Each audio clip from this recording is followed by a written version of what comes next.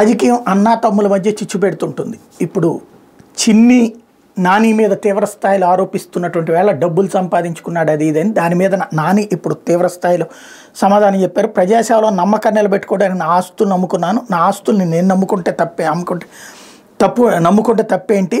కూటమి ఎంపీ అభ్యర్థి కేసినేని నాని బ్రాండ్ వాడుకుని కేసినేని డెవలపర్స్ అనే పేరుతో 100 మందిని మోసం చేశాడు.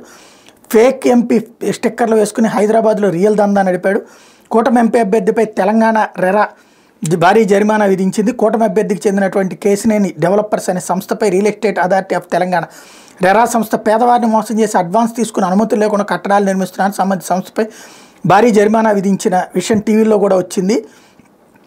అదే సందర్భంలో రాజకీయాల్లో ఆరోపణలే కాదు, వాటికి రుజువులు కూడా కావాలి. బాధ్యతాయుతమైన మీడియా కూడా ఆరోపణలు చేసే వాళ్ళని రుజువులు కూడా అడగాలి.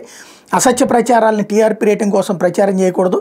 టీడీపీలో టికెట్లు ఇచ్చేది చంద్రబాబు, లోకేష్లు. 10 ఏళ్లలో టీ పుచ్చుకుని నేను ఎవరిని అడగలేదు, నా ఆస్తులే అమ్ముకున్నాను, నా ఆఫీస్కి వస్తే టీలు భోజనాలు పెట్టాను అంటూ తీవ్రస్థాయిలో విరుచుకుపడ్డారు. ప్రధానంగా నానిని టార్గెట్ చేసినటువంటి నేపథ్యంలో చిన్నికి నాని ఇచ్చినటువంటి సమాధానం అది.